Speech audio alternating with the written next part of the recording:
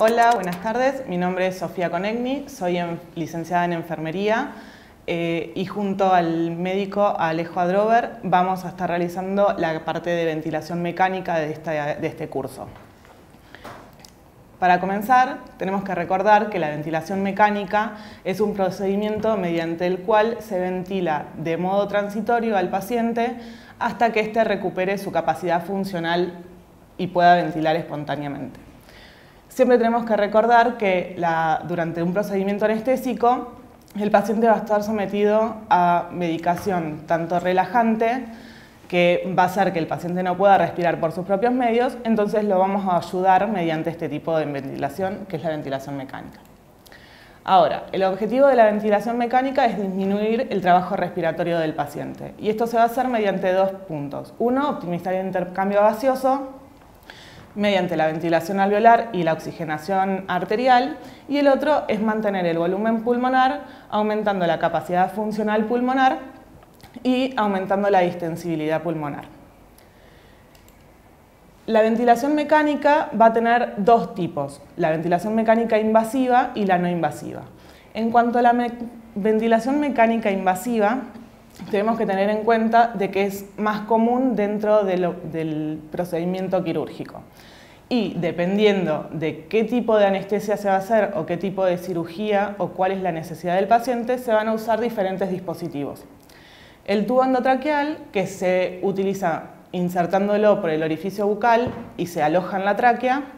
El tubo nasotraqueal, que se inserta, como dice, por una de las dos narinas y se aloja en la tráquea. O la cánula de traqueostomía, que se va a insertar mediante un ostoma en la tráquea y se va a alojar directamente en la tráquea. Los tubos endotraqueales pueden tener un balón que va a ser utilizado para fijar el tubo en la tráquea y que éste no se movilice.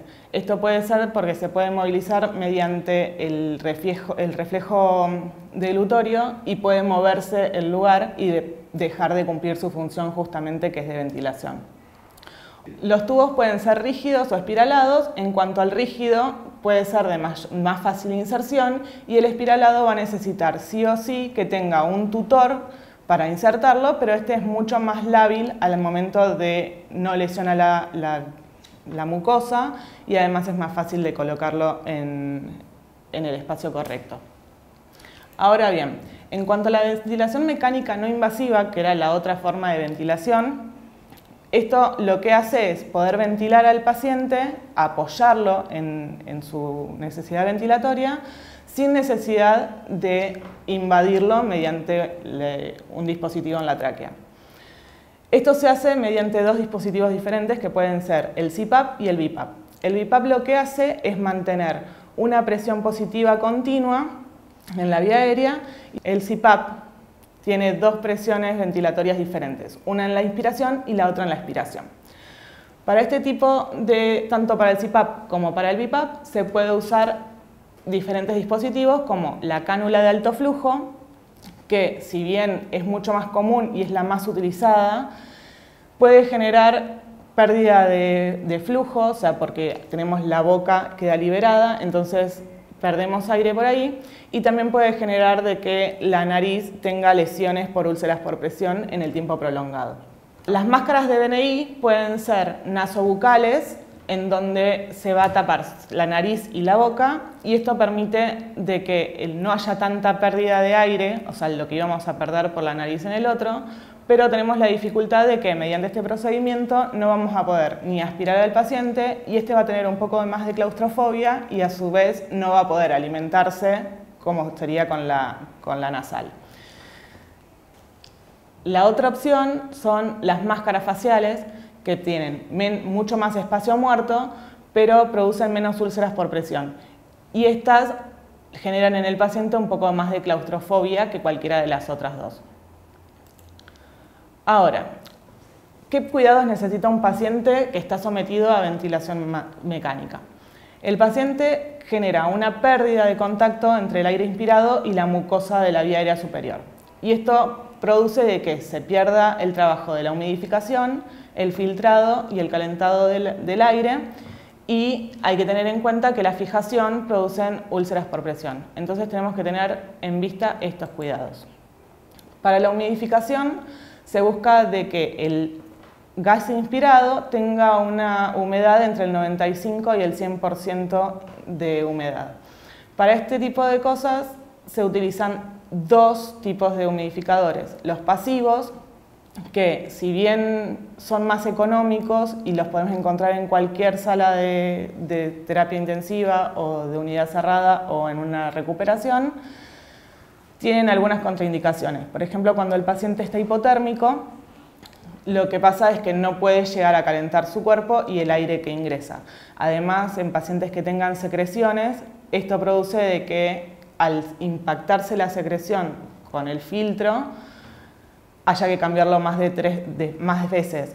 Por lo tanto, cambiarlo 5 veces en el día está contraindicado. Por eso se recomienda la humidificación activa, que es un procedimiento mecánico en el que se le pone un poco de agua destilada y esto hace que humidifique mediante calor el aire que va ingresando al paciente mediante el circuito.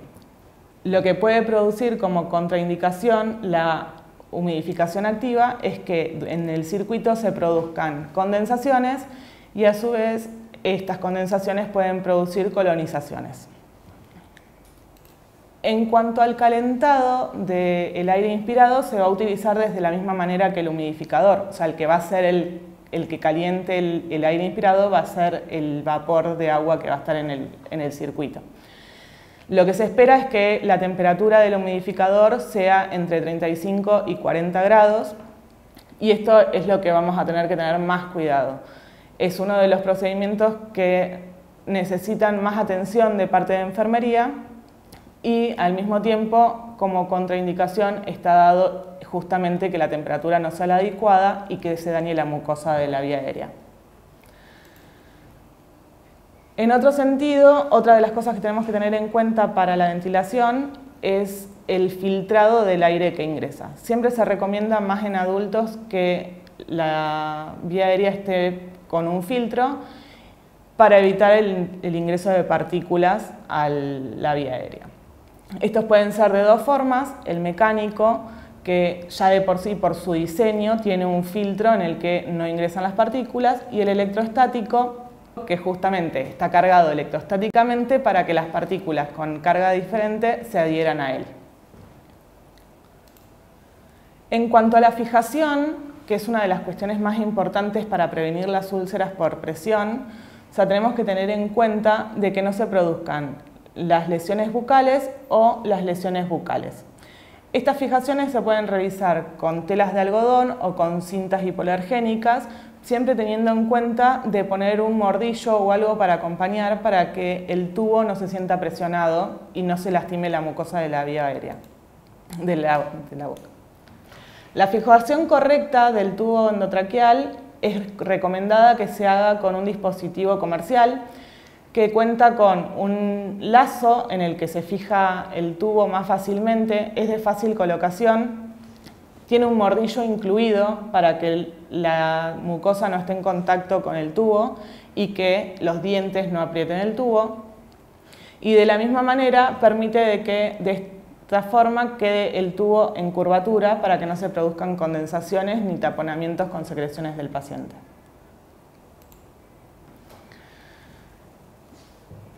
En cuanto a los cuidados que va a necesitar un paciente en intubación mecánica, lo que vamos a necesitar es que siempre se cuide la mucosa y de la misma manera prevenir que se generen extubaciones accidentales. Esto, como lo veíamos recién, se realiza mediante una fijación correcta, tanto del tubo en sí como del circuito que viene desde la máquina anestésica.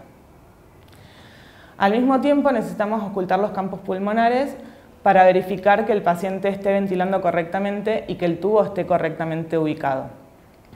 Tenemos que aspirar secreciones, en el caso de que las hubiera, para evitar que el tubo se tape o para que se generen colonizaciones en esas secreciones.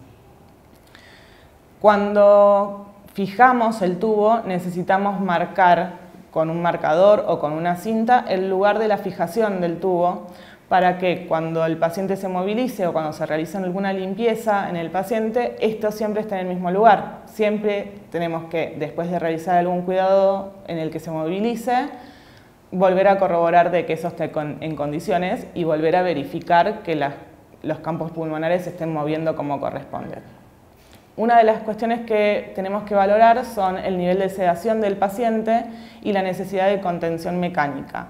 O sea, que si el paciente está excitado o tiene algún tipo de movilización involuntaria, podamos controlarlo para evitar de que perdamos este tipo de ventilación. Los otros cuidados que tenemos que tener con el paciente son una monitorización y registro de los parámetros ventilatorios. Tanto la frecuencia cardíaca como la frecuencia respiratoria, así como el tipo de ventilación que se está usando y el parámetro que tenemos que comprobar. Tenemos que ver que el paciente esté adaptado al ventilador sin usar músculos accesorios o que estén asincronizado con el ventilador. Y esto todo tiene que ver con el vigilar el estado general y hemodinámico del paciente, que puede comprobarse, entre otras cosas, por el color de piel y el enrojecimiento o el relleno capilar. Si esto está correcto, todo tiene que quedar valorado para poder continuar con los cuidados con otro enfermero. Tenemos que tener en cuenta la vigilancia del ventilador. Así, cuando un paciente está por ingresar al quirófano o cuando nos avisan de que un paciente va a venir a la sala de recuperación, tenemos que tener en cuenta cuál es el correcto funcionamiento del ventilador y qué cosas tenemos que mirar. Por ejemplo, tenemos que verificar que las alarmas, tanto las lumínicas como las sonoras, estén activadas, que el circuito esté bien armado y que se realiza una prueba de fuga, que es para asegurarnos de que no hay aire que se está perdiendo entre medio del circuito y que todo va a ir directamente al paciente. El ventilador tenemos que tenerlo conectado todo el tiempo a la red eléctrica y en caso de que no esté conectado, asegurarnos de que tenga carga suficiente como para mantener al paciente.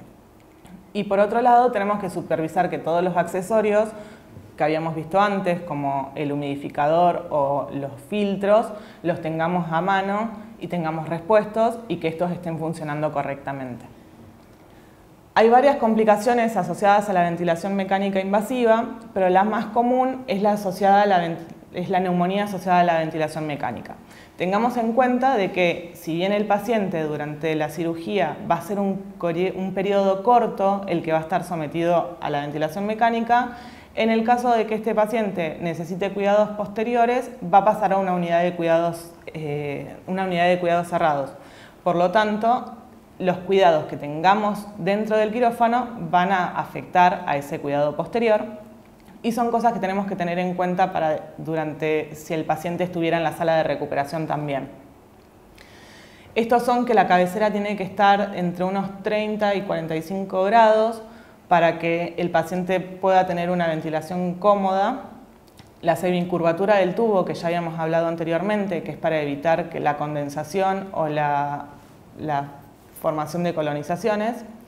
Mantener las tubuladuras del circuito respiratorio libre de condensaciones también, no solamente el tubo, sino todo el circuito que va hasta la mesa. Mantener la vía aérea superior libre de secreciones. Esto puede ser porque el paciente está produciendo o porque haya un poco de líquido. Entonces, esto siempre tenemos que limpiarlo. En el caso de la internación, además, hay que realizar higiene bucal para evitar las colonizaciones. Y en los adultos, como dijimos antes, también está recomendado utilizar los filtros para evitar que partículas extrañas entren a la vía aérea. Las otras complicaciones pueden ser hemorragias nasales o sinusitis, que esto tiene que ver con más común en las intubaciones nasales, las lesiones glóticas o traqueales por edematizaciones y las obstrucciones, como veíamos antes, que pueden ser por las secreciones propias del paciente o por suciedad en la vía aérea. Por último, vamos a ver dos tipos de escalas en las que se utilizan en la sala de recuperación para valorar al paciente. La escala RASS es una escala que va a ver sobre la sedación del paciente, en donde 0 quiere decir que el paciente está sedado pero está tranquilo, y para los de 1 a 4 el paciente va a estar despierto, combativo en cuanto al ventilador o a a la anestesia, y el del -1 al -5 van a ser un paciente que va a estar mucho más tranquilo y hay que tener en cuenta los grados de sedación en esta última. Por último, la escala CIPOT, que es la que se usa para medir el dolor en los pacientes intubados o sedados, vamos a tener 5 partes, en la cual una va a ser la expresión facial, donde vamos a ver y visualizar la cara del paciente, los movimientos de los miembros para ver si está agitado, si tiene un movimiento de protección, la tensión muscular, que puede ser si está rígido, tenso, y la adaptación al ventilador, que esto era lo que hablábamos antes en cuanto a si está luchando, usando músculos accesorios o hay alguna incomodidad. La parte de vocalización en los pacientes intubados claramente no la vamos a utilizar, por lo tanto vamos a tener un puntaje del 0 al 8 para valorar la intensidad de dolor en el paciente ventilado y sedado. Así que muchas gracias y continuaremos con la clase del Dr. Alejo.